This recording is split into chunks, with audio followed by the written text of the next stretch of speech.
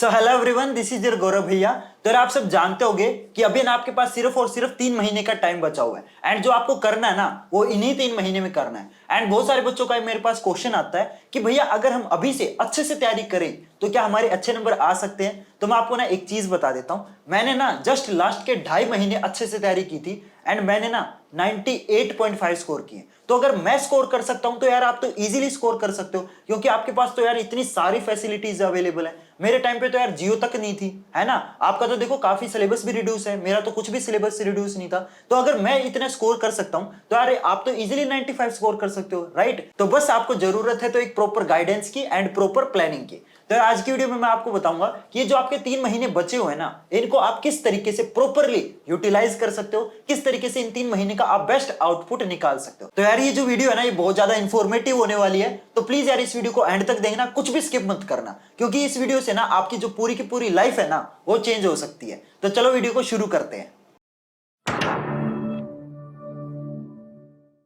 तो यार सबसे पहले तो ये जो 3 महीने है ना इनको आप महीने कंसीडर ही मत करो, क्योंकि हमारा दिमाग इस तरीके से बना हुआ है कि जब भी हम यार महीना वर्ड सुनते हैं ना, महीने 3 महीने बचे हुए हैं, तो हमें ऐसे लगता है कि यार बहुत ज्यादा टाइम बचा हुआ है। तो इंस्टेड ऑफ आप इनको 3 महीने कंसीडर करने के, इन 3 महीनों को ना आप डेज के अंदर कन्वर्ट कर दो। आप ऐसे सोचो कि 3 महीने नहीं, आपके पास 100 डेज है, क्योंकि देखो अभी नवंबर शुरू हो चुका है एंड जो आपके पेपर है ना वो आपके 15 फेब के आसपास होंगे, राइट। तो आपके पास अप्रोक्स मान के चलो कि आपके पास टोटल 100 डेज है, ठीक है। तो 100 डेज इज इक्वल टू 100%। अगर आप 100 दिनों में से एक दिन भी वेस्ट करते हो तो ये सोच लो कि जो आपके 100% है ना उनमें से एक 1% आपका कम होता चले जाएगा।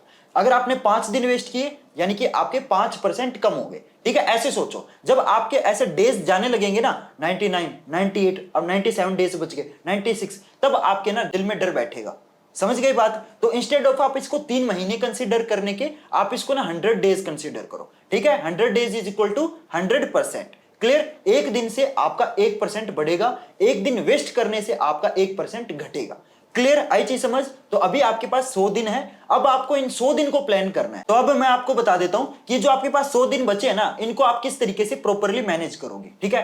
तो सबसे पहली चीज आती है कंप्लीशन ऑफ सिलेबस। यस, बहुत सारे बच्चों के साथ ना एक बहुत ही बड़ी प्रॉब्लम आती है कि उनका ना टाइम के ऊपर सिलेबस कंप्लीट ही नहीं होता। उनका क्या होता है कि पेपर आने से ना पहले, ये लगा लो 10 दिन पहले ही सिलेबस पूरा होता है, तो उनके पास सिर्फ 10 दिन बचते हैं रिवीजन के लिए। तो ये बहुत ही गलत प्लानिंग है, ठीक है। जो आपका सिलेबस है ना वो आपको दिसंबर से पहले कंप्लीट कर लेना है। ऐसे सोचो कि जो आपका सिलेबस है ना, अभी नवंबर स्टार्ट हो गया, राइट। तो नवंबर, जो आपका पूरा नवंबर मंथ है ना वो आपका सिलेबस कंप्लीशन में जाएगा। चाहे आपका सिलेबस 40% बचाओ, चाहे आपका सिलेबस 30% बचाओ, चाहे 20% बचाओ, कोई फर्क नहीं पड़ता। सबसे पहले आपका एक स्टेप होना चाहिए कि अपना सिलेबस कंप्लीट करो। ऐसे मत करना कि पहले रिवीजन करनी शुरू कर दी या जितना सिलेबस कवर किया है उनको ही रिवाइज करना शुरू कर दिया, वो गलत है। सबसे पहले क्या करना है, अपना सिलेबस कंप्लीट करना है। आपका सिलेबस चाहे कितना भी बचा हुआ हो, लेकिन सबसे पहले आप सिलेबस कंप्लीट करोगे और आपका जो सिलेबस है वो नवंबर एंड तक कंप्लीट हो जाना चाहिए, क्योंकि जो दिसंबर है ना वो आपका रिवीजन के अंदर जाएगा। अब बहुत सारे बच्चों को ना एक प्रॉब्लम आएगी कि वो बोलेंगे कि भैया आपने ये तो बता दिया कि नवंबर एंड तक हमें सिलेबस कंप्लीट करना है, ठीक है, लेकिन हमें ये तो बता दो कि हम सिलेबस कंप्लीट कैसे करें, क्योंकि हमारा तो बहुत सारा सिलेबस बचा हुआ है। हमें कोई एक ऐसा तरीका बता दो जिससे हमें ना इजीली और फास्ट तरीके से, अच्छे तरीके से सिलेबस को कंप्लीट कर पाए। तो मैं वो भी बता देता हूं। देखो बहुत सारे बच्चे क्या गलती कर रहे हैं, अभी वो ना डिटेल्ड सॉल्यूशन देख रहे हैं। आपको इस टाइम डिटेल्ड सॉल्यूशन नहीं देखना है, ठीक है। वो क्या करते हैं बच्चे, डिटेल्ड सॉल्यूशन वाली वीडियो देखने लग जाते हैं। वो गलती नहीं करनी है आपको, ठीक है, क्योंकि अगर आप अभी डिटेल्ड वीडियो देखोगे ना तो आपका सिलेबस नवंबर के अंदर कंप्लीट नहीं होगा। तो अभी आपको क्या करना है, आपको ना वन शॉट वीडियोस देखनी। जो वन शॉट वीडियोस होती है ना वो बहुत ही, मैं ये मानता हूं, बेस्ट तरीका है सबसे फास्ट सिलेबस कंप्लीट करने का। क्योंकि जो वन शॉट वीडियो होती है ना उसके अंदर एक चैप्टर आपका एक ही वीडियो के अंदर अच्छे से समझा देते हैं। अब मान लो अगर चैप्टर लंबा है तो वन शॉट वीडियो थोड़ी सी लंबी हो सकती है, 3 घंटे 4 घंटे तक भी हो सकती है, depending on the length of the chapter. लेकिन अगर आपका छोटा चैप्टर है तो 1-1.5 घंटे वाली भी वन शॉट वीडियोस मिलती है। तो मैं आपको ये कहूंगा कि अगर आपको सिलेबस कंप्लीट करना है तो ये जो वन शॉट वीडियोस है ना ये आपके लिए बेस्ट ऑप्शन रह सकता है, ठीक है। वन शॉट वीडियोस में क्या होता है, अगर आपको वो चैप्टर कुछ भी नहीं आता ना, बिल्कुल स्क्रैच से आपको समझाएंगे एंड उस एक ही वीडियो के अंदर है ना आपका पूरा का पूरा जो चैप्टर है अच्छे से कंप्लीट कर देंगे। तो वन शॉट वीडियोस आप किसी भी टीचर की देख सकते हो, ऐसा कोई कंपलसरी नहीं है कि आपको मेरी ही वीडियो देखनी है, मेरी भी देख सकते हो, लेकिन अगर आपका कोई और टीचर फेवरेट है तो आप उसकी भी देख सकते हो। मैं ऐसा बंदा नहीं हूं कि सिर्फ मैं खुद को ही प्रमोट करता हूं, नहीं, आपको जो टीचर पसंद है आप उसकी वन शॉट वीडियोस देखो। जो चैप्टर आपको कंप्लीट करना है, फॉर एग्जांपल मान लो आपका स्कूल में ट्रिग्नोमेट्री चैप्टर रहता है फॉर एग्जांपल, हालांकि जो ट्रिग्नोमेट्री चैप्टर है वो आपका टर्म 1 में ऑलरेडी आ चुका है, लेकिन मैं एग्जांपल मान लेता हूं कि आपका स्कूल में ट्रिग्नोमेट्री वाला चैप्टर अभी नहीं हुआ है, ठीक है, तो वो आपको करना है। सिंपल आपको यूट्यूब पे सर्च करना है ट्रिग्नोमेट्री वन शॉट वीडियोस, बहुत सारी वीडियोस आ जाएंगी। आप ना सभी टीचर की 5-5 मिनट की वीडियो देखना, जिसका आपको सबसे बेस्ट तरीका लगे आप उसकी वीडियो सिलेक्ट कर लेना एंड पूरा सिलेबस उसी टीचर से कंप्लीट करना, ठीक है। ऐसे मत करना एक चैप्टर आप किसी और टीचर की वीडियो देख रहे हो, दूसरा चैप्टर किसी और टीचर की देख रहे हो, उसमें गड़बड़ी हो जाएगी, ठीक है। आपको क्या करना है, आपको ना एक टीचर सिलेक्ट करना है यूट्यूब के ऊपर कि हाँ भैया मेरे को ये जो टीचर है ना ये मेरे लिए परफेक्ट है, ये जो भी बोलते हैं वो मेरे बिल्कुल दिमाग के अंदर जाता है, तो उस टीचर से आप ना पूरा सिलेबस कंप्लीट करोगे, ठीक है। एसएस का अलग टीचर चूज कर लेना, साइंस का अलग टीचर चूज कर लेना और मैथ का अलग टीचर चूज कर लेना, लेकिन सबसे पहली चीज क्या है, सिलेबस कंप्लीट करना है। और जो सिलेबस कंप्लीट करने का सबसे आसान तरीका क्या है, वन शॉट वीडियोस, ठीक है। और मैं आपको यह भी कहूंगा कि जैसे फॉर एग्जांपल आपने एक वन शॉट वीडियो देख ली, ठीक है, वन शॉट वीडियो से क्या होगा, आपको वो जो पूरा चैप्टर है वो 0 से लेके 100 तक पूरा चैप्टर अच्छे से समझ आ गया। अब आपको देखो वो तो चैप्टर समझ आया, तो आपको उसकी प्रैक्टिस भी करनी पड़ेगी, राइट, आपको क्वेश्चन वगैरह भी करने पड़ेंगे। उसके लिए आप है ना किसी भी पब्लिकेशन का एक क्वेश्चन बैंक खरीद सकते हो। मेरे पास आप देख सकते हो एडुकार्ट का साइंस का क्वेश्चन बैंक भी है और मेरे पास एडुकार्ट का मैथमेटिक्स का भी क्वेश्चन बैंक है, तो मेरे पास है ना दोनों सब्जेक्ट के क्वेश्चन बैंक है। तो ये जो क्वेश्चन बैंक है ना ये मेरे को बहुत अच्छे लगे, ये मैंने खुद अपने पैसे से खरीदे हैं, कोई भी पेड प्रमोशन नहीं है, आप किसी भी पब्लिकेशन का खरीद सकते हो। लेकिन मेरे को ये पब्लिकेशन है एडुकार्ट बहुत अच्छा लगा, क्योंकि इसके अंदर यार बहुत अच्छी अच्छी चीजें हैं। इसके अंदर आपको ना टॉपर्स की आंसर शीट में मिल जाएगी, इसके अंदर आपको केस बेस्ड क्वेश्चन मिल जाएंगे, कंपिटेंसी क्वेश्चन मिल जाएंगे, मतलब आपका जो लेटेस्ट सिलेबस है ना उसके हिसाब से इसके अंदर क्वेश्चन दे रखे हैं। और ये देखो कोई भी पेड प्रमोशन नहीं है, ठीक है, आपको जिस पब्लिकेशन का लेना है उस पब्लिकेशन का ले सकते हो। मेरे को पर्सनली एडुकार्ट पसंद है क्योंकि इसके अंदर ना सारी चीजें आपके लेटेस्ट सिलेबस के हिसाब से दे रखी है, इसीलिए मैं आपको ना एडुकार्ट लेने के लिए बोल रहा हूं। बाकी आप किसी भी पब्लिकेशन का ले सकते हो, ठीक है। और इसका जो लिंक है ना वो मैंने आपको डिस्क्रिप्शन बॉक्स में दे रखा है, तो वहां से आप इस क्वेश्चन बैंक को खरीद सकते हो। तो अब मेरे ख्याल से आपको अच्छे से समझ आ गया होगा कि आपको ना नवंबर तक अपना सिलेबस कंप्लीट करना है। और सिलेबस कैसे कंप्लीट करना है, जो चैप्टर आपके बचे हुए हैं, जो चैप्टर आपके पेंडिंग है, फॉर एग्जांपल आपका ट्रिग्नोमेट्री पेंडिंग है, तो आप क्या करोगे, सबसे पहले आप उस चैप्टर की वन शॉट वीडियो देखोगे, ठीक है। वन शॉट वीडियो देख ली, अब आपको ये जो चैप्टर अच्छे से समझ आ गया, फिर क्या करोगे आप क्वेश्चन बैंक, क्योंकि इसके अंदर है ना सारे के सारे जो क्वेश्चन है ना वो आपको चैप्टर वाइज दिए होते हैं। तो अब आपने ट्रिग्नोमेट्री की वन शॉट वीडियो देख ली, तो उस चैप्टर के आपको क्वेश्चन की भी प्रैक्टिस करनी पड़ेगी, राइट, बिना प्रैक्टिस तो आपको मैथ आएगा नहीं, राइट। अब वो चैप्टर आपको अच्छे से समझ आ गया, उसके बाद क्या करना है, उसके बाद इस बुक में उस चैप्टर से रिलेटेड जितने भी क्वेश्चन दे रखे हैं सबकी अच्छे से प्रैक्टिस करनी है। पहले वन शॉट वीडियो देखनी है, चैप्टर समझना है, उसके बाद आपको क्या करना है, इस बुक में से उस चैप्टर से रिलेटेड जितने भी क्वेश्चन है अच्छे से प्रैक्टिस करनी है। इस तरीके से आप क्या करोगे, नवंबर के अंदर अपना जो सिलेबस है वो अच्छे से कंप्लीट कर लोगे। क्लियर गाइस, आई चीज समझ। तो नवंबर के अंदर आपका पूरा का पूरा जो सिलेबस है ना वो आपका कंप्लीट हो जाना चाहिए। वन शॉट वीडियो देखो, उस चैप्टर से रिलेटेड जितने भी क्वेश्चन है इसमें प्रैक्टिस करो, दैट्स इट। ये साइकिल आपको पूरे के पूरे नवंबर फॉलो करनी है, ठीक है। अब नवंबर एंड आ चुका है, आपका पूरा का पूरा सिलेबस कंप्लीट हो गया। टर्म 2 का सिलेबस कर रहे हो ना अभी, तो आपका सिंपल सी बात है नवंबर के एंड तक आपका टर्म 2 का सिलेबस कंप्लीट हो जाएगा। उसके बाद जो ये आपका दिसंबर वाला मंथ बचा हुआ है उसके अंदर आपको क्या करना है, नवंबर का तो मैंने बता दिया, अब मैं दिसंबर की प्लानिंग बताता हूं। तो सिलेबस आपका कंप्लीट हो गया नवंबर तक। अब देखो दिसंबर जो मंथ है ना वो हम किसके लिए यूज करेंगे, रिवीजन के लिए यूज करेंगे, क्योंकि देखो अभी आपका ताजा ताजा टर्म 2 का सिलेबस कंप्लीट हुआ है, ठीक है। तो टर्म 2 का सिलेबस तो आपको अच्छे से आता होगा, लेकिन जो आप टर्म 1 के एग्जाम दे चुके हो, जो टर्म 1 का आपका सिलेबस काफी महीने पहले हो चुका है, उसकी भी तो रिवीजन करनी है, क्योंकि जब आपका टर्म 2 का सिलेबस कंप्लीट होगा ना तब तक आप टर्म 1 की चीजें भूल चुके होंगे, तो वो भी तो आपको रिवाइज करनी है, उसके लिए भी तो टाइम चाहिए ना। तो उसके लिए हम जो दिसंबर का मंथ है वो यूज करेंगे। तो दिसंबर के अंदर क्या करना है, जो आपका टर्म 1 का सिलेबस था जिसके आप टर्म 1 के अंदर एग्जाम में के अंदर कंप्लीट कर चुके हो, तो ये जो टर्म 1 का सिलेबस था ना वो, और ये जो टर्म 2 का सिलेबस आपने अभी ताजा ताजा कंप्लीट किया है, वो दोनों की रिवीजन करनी है। क्योंकि आपके साथ अब आपको पता है ट्रेजेडी हो चुकी है, आपके फाइनल पेपर के अंदर दोनों टर्म आने वाले हैं, राइट। तो टर्म 2 की तो तैयारी कर लिया अभी आपने लेटेस्ट, राइट, लेकिन टर्म 1 तो भूल गए ना आप। तो टर्म 1 और टर्म 2 की जो तैयारी है वो आप दिसंबर मंथ के अंदर करोगे। जब आप दिसंबर के अंदर टर्म 1 की और टर्म 2 की रिवीजन करोगे, तब आप कौन सी बुक की हेल्प लोगे? तब आपको कोई एक्स्ट्रा बुक नहीं लेनी। उस टाइम भी आपको ये जो क्वेश्चन बैंक है ना, ये अकेली बुक ही हेल्प कर देगी। ठीक है, ये जो ऐसे कह सकते हो यार, मतलब ऑल इन वन टाइप की बुक है ये। ठीक है, इसके अंदर आपको सारी चीजें मिल जाएंगी, क्योंकि इस बुक के अंदर आपका टर्म 1 का सिलेबस भी है, टर्म 2 का सिलेबस भी है। तो आपको ना कोई एक्स्ट्रा बुक लेने की जरूरत नहीं है। इसी सेम बुक के अंदर आपका टर्म 1 का भी दे रखा है, टर्म 2 का भी दे रखा है। तो दिसंबर मंथ के अंदर भी आपको रिवीजन के लिए ना ये सेम बुक ही हेल्प कर देगी। ठीक है, तो नवंबर और दिसंबर आप इस पूरी बुक को अच्छे से सोल्व करोगे। सिलेबस कंप्लीट करने के लिए भी आपको ये बुक हेल्प करेगी, एंड रिवीजन के लिए भी आपको ये सेम बुक हेल्प करेगी। क्लियर गाइस, आई चीज समझ? तो टर्म 1 के चैप्टर से रिलेटेड जितने भी क्वेश्चन है वो भी इसके अंदर मिल जाएंगे, एंड टर्म 2 से रिलेटेड है वो तो है ही इसके अंदर। अब मैं आपको टेक्निक बताता हूं। ये तो आपको पता चल गया कि इसके अंदर से आपको टर्म 1 और टर्म 2 की रिवीजन करनी है, लेकिन रिवीजन किस तरीके से करनी है वो भी मैं आपको बता देता हूं। तो आपको क्या करना है, आपको ना पूरा का पूरा जो सिलेबस है उसको आपको 2 पार्ट के अंदर डिवाइड करना है। फॉर एग्जांपल मैं मैथ का नाम ले लेता हूं। तो मैथ के अंदर आपको पता है टोटल 14 चैप्टर है। आई नो 15 है, लेकिन उसमें से जो कंस्ट्रक्शन वाला है वो आपका कट हो चुका है, तो उसकी मैं बात नहीं कर रहा। तो आपके टोटल 14 चैप्टर हैं। ठीक है, तो उन 14 चैप्टर को है ना आप 7 चैप्टर ऐसे सिलेक्ट कर लो उन 14 चैप्टर में से जो आपको मुश्किल लगते हैं। ठीक है, और बचे हुए 7 चैप्टर ऐसे सिलेक्ट कर लो जो आपको ईजी लगते हैं। तो आपने क्या किया, पूरे सिलेबस के 2 टुकड़े कर दिए, पार्टीशन कर दिए। जो चैप्टर आपको मुश्किल लगते हैं वो, और जो चैप्टर आपको ईजी लगते हैं वो। तो फॉर एग्जाम्पल मैं मान लेता हूं, आपको 4 चैप्टर का नाम ले लेते हैं। फॉर एग्जाम्पल आपको quadratic equation, arithmetic progression, probability और आपका कोऑर्डिनेट ज्योमेट्री, ये जो 4 चैप्टर है ना, ये मान लेते हैं आपको मुश्किल लगते हैं। ठीक है, और इजी चैप्टर का नाम ले लेता हूं, circle, triangle, surface area and volume, and आपका रियल नंबर।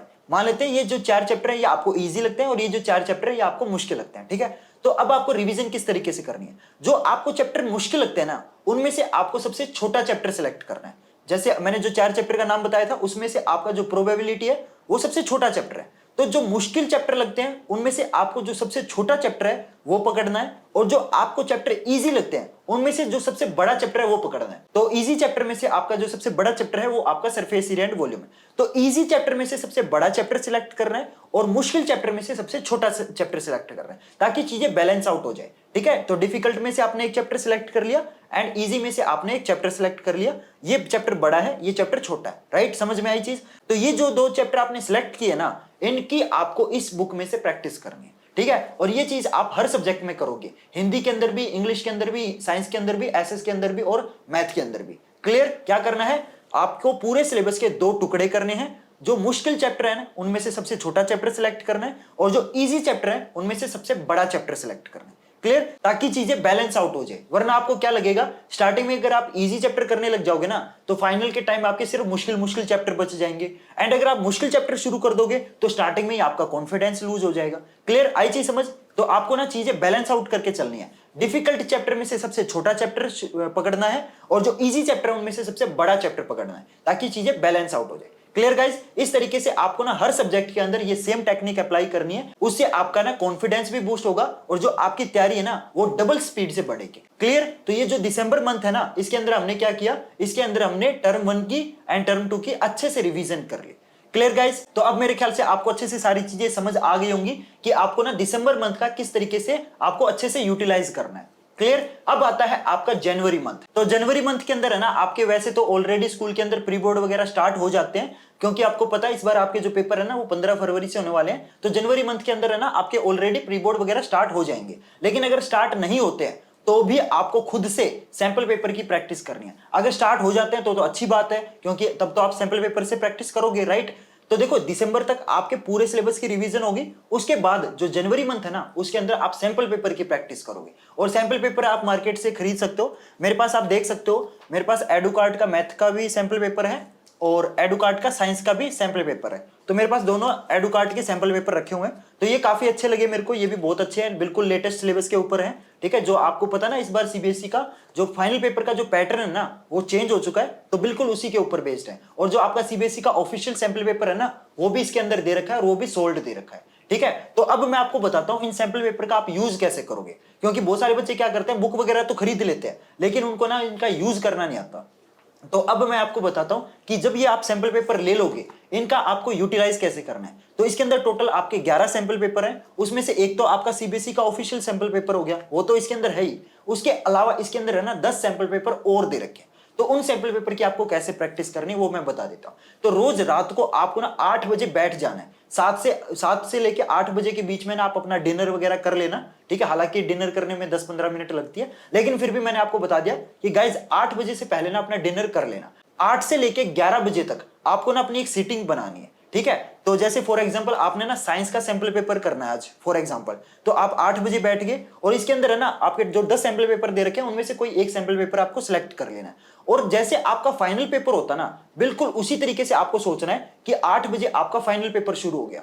फाइनल पेपर के अंदर आपको कहीं पानी वगैरह पीने जाने देते हैं, वॉशरूम वगैरह जाने देते हैं, नहीं जाने देते ना, तो बिल्कुल ऐसे सोचना है कि 8 से 11 ना आपको उठना ही नहीं है। आपका फाइनल पेपर चल रहा है, जो आपकी पानी की बोतल है वो अपने पास लेके बैठनी है, जितना भी आपका स्टेशनरी का आइटम है वो भी आपको अपने पास लेके बैठना है, ठीक है। ऐसे सोचो कि आप फाइनल पेपर में बैठे हो, क्लियर। जितनी भी चीजें रिक्वायर्ड होती है ना, जैसे कैलकुलेटर नहीं लेना, क्योंकि फाइनल पेपर के अंदर आपका कैलकुलेटर यूज नहीं होता, राइट, यूज करने नहीं देते। तो आपको 8 से 11 कैलकुलेटर भी यूज नहीं करना, अपना फोन वगैरह सारा साइड में रख देना। ऐसे सोचना कि आप फाइनल पेपर में बैठे हो। और आपको ना जैसे फॉर एग्जांपल आपने आज साइंस का सैंपल पेपर करना है, ठीक है। तो इसमें से आप एक सैंपल पेपर सिलेक्ट करना, 8 बजे बिल्कुल टाइमर ऑन कर लेना और बैठ गए, और 11 बजे तक आपको सोल्व करना है, ठीक है। 2.5 घंटे के अंदर आपको पूरा का पूरा पेपर सोल्व करने की प्रैक्टिस करनी है, ताकि आपके अंदर है ना कॉन्फिडेंस बने। क्योंकि आपने ना बहुत सारे बच्चों को ये बात बोलते हुए सुना होगा कि मेरा सेक्शन ए रह गया, सेक्शन डी रह गया, अगर मैं पेपर यहां से शुरू करता तो मेरा शायद पेपर पूरा हो जाता। क्योंकि बहुत सारे बच्चे को क्या होता है, फाइनल में है ना पेपर ही पूरा नहीं हो पाता। क्यों? क्योंकि वो स्टार्टिंग में सैंपल पेपर से प्रैक्टिस करते ही नहीं। वो क्या करते हैं, सिलेबस की रिवाइज कर लेंगे एंड फिर फाइनल एक बार में ही पेपर देने की सोचते हैं, वो गलती है। इसीलिए आपको क्या करना है, इन सैंपल पेपर से एक एक सैंपल पेपर डेली प्रैक्टिस करना है। तो जो जनवरी वाला मंथ है ना, वो आपका इन सैंपल पेपर को सोल्व करने में ही जाना चाहिए। तो 8 से 11 रोज एक सीटिंग बना लो कि रोज आपको ना एक सब्जेक्ट का सैंपल पेपर सोल्व करना ही करना है, क्लियर। तभी जाके आपके ना फाइनल पेपर की अच्छे से प्रैक्टिस होगी। क्योंकि यार ये जो सैंपल पेपर है ना, ये आपके अंदर कॉन्फिडेंस जनरेट करते हैं, आपको एक प्रैक्टिस हो जाएगी। क्योंकि आप पूरे मंथ, जब जनवरी के पूरे मंथ में आप सैंपल पेपर की प्रैक्टिस करोगे ना, तो जब आपका फाइनल पेपर आएगा तो आपको एकदम झटका नहीं लगेगा पेपर को देख के। क्यों? क्योंकि उससे पहले तो आप बहुत सारे सैंपल पेपर ऑलरेडी सोल्व कर चुके हो, तो आपकी प्रैक्टिस हो चुकी है, राइट। आई चीज समझ। तो गाइज इस तरीके से आपको ना अपना जनवरी मंथ का भी अच्छे से यूटिलाइज करना है, क्लियर। होप करता हूं आपको अच्छे से समझ आ गया होगा। तो ये जो आपके 3 महीने हैं, ये बहुत ज्यादा क्रूशियल होने वाले हैं, बहुत ज्यादा इंपॉर्टेंट होने वाले हैं। और इन 3 महीने में आप किस तरीके की तैयारी करते हो, इसी चीज के ऊपर आपका ना फाइनल का रिजल्ट डिपेंड करता है। जो बच्चा इन 3 महीने की अच्छी से तैयारी कर लेगा, उसका फाइनल का रिजल्ट अच्छा आएगा। एंड जो इन 3 महीने को वेस्ट कर देगा ना, उनका रिजल्ट बहुत ज्यादा खराब आने वाला है। तो अब मेरे ख्याल से आपको अच्छे से सारी चीजें समझ आ गई होंगी। नवंबर के अंदर आपको अपना सिलेबस कंप्लीट करना है, कैसे करना है वो भी मैंने आपको बता दिया। दिसंबर के अंदर आपको दोनों टर्म की रिवीजन करनी है, वो भी मैंने आपको बता दिया किस तरीके से करोगे, सिलेबस के 2 टुकड़े करके करोगे, ठीक है। और जनवरी के अंदर आपको क्या करना है, इन सैंपल पेपर्स को अच्छे से प्रैक्टिस करना है, क्लियर गाइज। तो इस तरीके से मैंने आपको तीनों महीने की ना अच्छे से प्रॉपर प्लानिंग बता दी है आपको, क्लियर। तो होप करता हूं आपको अच्छे से समझ आ गया होगा। तो वीडियो यार मैंने बहुत ज्यादा थोड़ी सी लंबी हो गई है, आई नो, लेकिन यार मैं चाहता था कि आपको ना सारी चीजें अच्छे से डिटेल में मैं समझाऊं, ठीक है, ताकि आपको ना बहुत सारी अलग अलग वीडियो देखने की जरूरत ना पड़े। सिर्फ इस एक ही वीडियो से ना सारा का सारा जो आगे के 3 महीने ना, उसका पूरा का पूरा रोड मैप आपको पता चल जाए। तो यार होप करता हूं आपको अच्छे से सारी चीजें समझ आ गई होंगी।